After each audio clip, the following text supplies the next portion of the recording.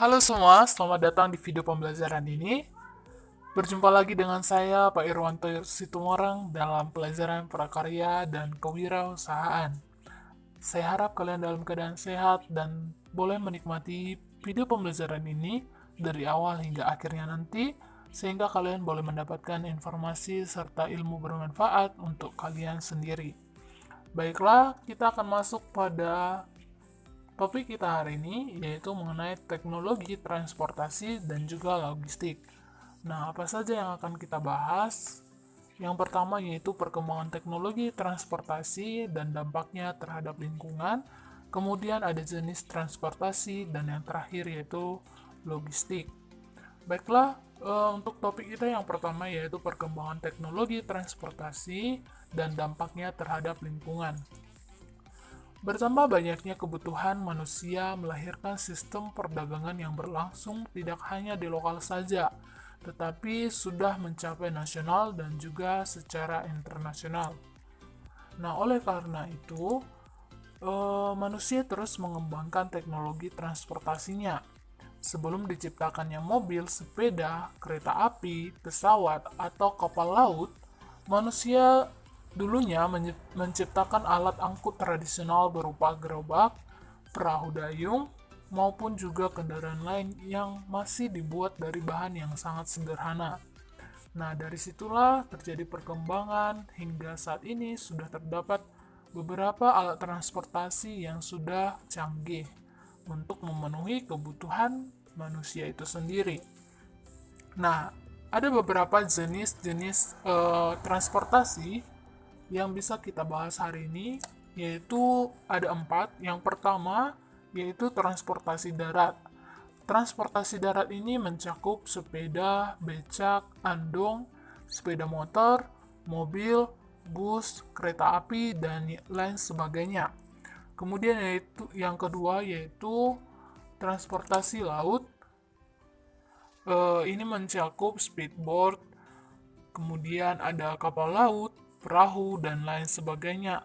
Yang ketiga yaitu transportasi udara, di mana transportasi udara ini seperti kapal terbang, helikopter, balon udara, dan lain sebagainya. Kemudian yang terakhir yaitu transportasi pipa.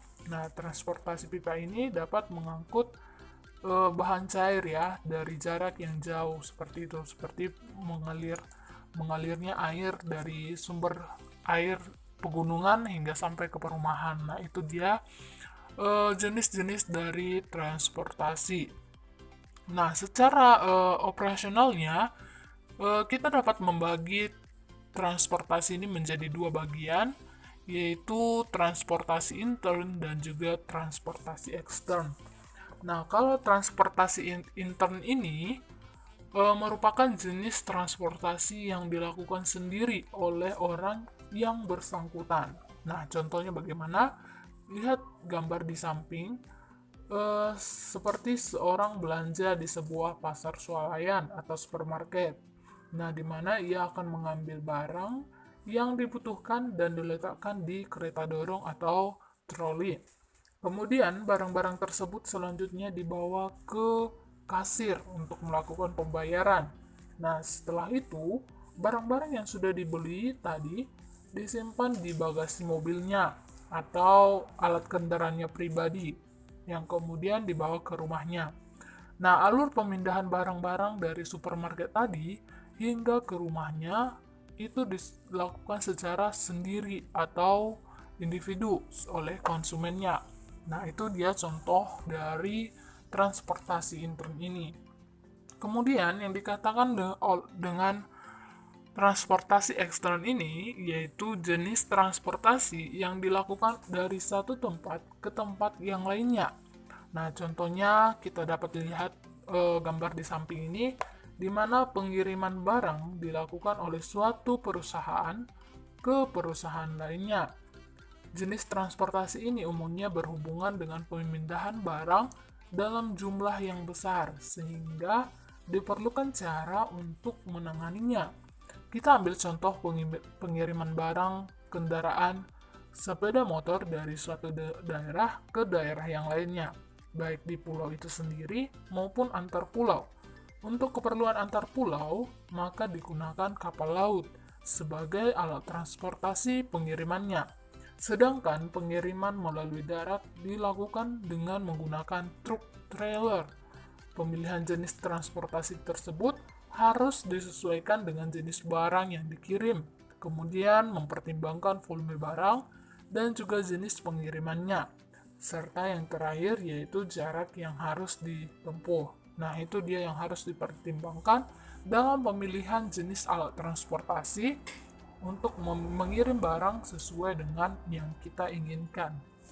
Nah, itu dia pembagian transportasi berdasarkan jenis operasionalnya. Kemudian, kita akan bahas mendalam mengenai transportasi antar pulau itu. Bagaimana alurnya dan seperti apa gitu. Jenis transportasi untuk pengiriman barang-barang dalam jumlah yang besar lebih banyak menggunakan transportasi darat dan laut.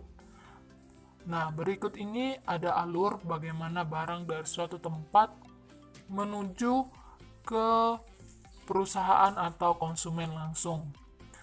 Nah, yang pertama itu adalah barang terlebih dahulu dikemas dalam sebuah kontainer. Kemudian, barang tersebut dibawa ke pelabuhan dengan menggunakan truk trailer atau kereta api. Kemudian, setelah itu, kontainer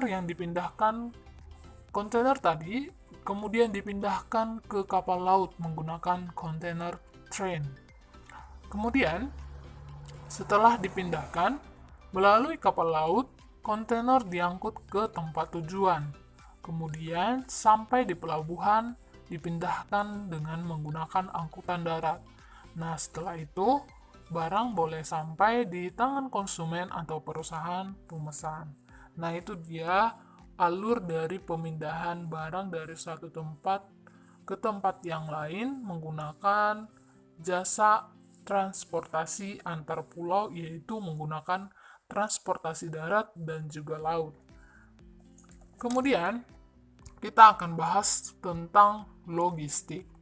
Tentu kalian tidak asing lagi dengan kata logistik ini, di mana logistik adalah serangkaian proses yang meliputi kegiatan perencanaan, pelaksanaan, hingga pengawasan terhadap suatu proses pemindahan baik barang ataupun jasa. Nah, energi ataupun sumber daya lain dari tempat awal menuju tempat tujuan. Nah, bagaimana tujuan dari logistik ini? Tujuan dari logistik ini yaitu mendapatkan barang, waktu, jumlah, kondisi yang tepat dengan biaya yang terjangkau tetapi tetap memberikan profit bagi penyedia jasa logistik. Perusahaan harus melakukan serangkaian kegiatan seperti proses pengadaan barang atau procurement, kegiatan produksi atau manufacturing support, dan distribusi atau physical distribution. Nah, itu dia tujuan dari logistik itu. Kemudian, apa saja aktivitas dari logistik tersebut? Nah, kita mengambil pendapat dari seorang ahli, yaitu Gunawan. Ada beberapa aktivitas logistik yang saling berkaitan satu dengan yang lainnya.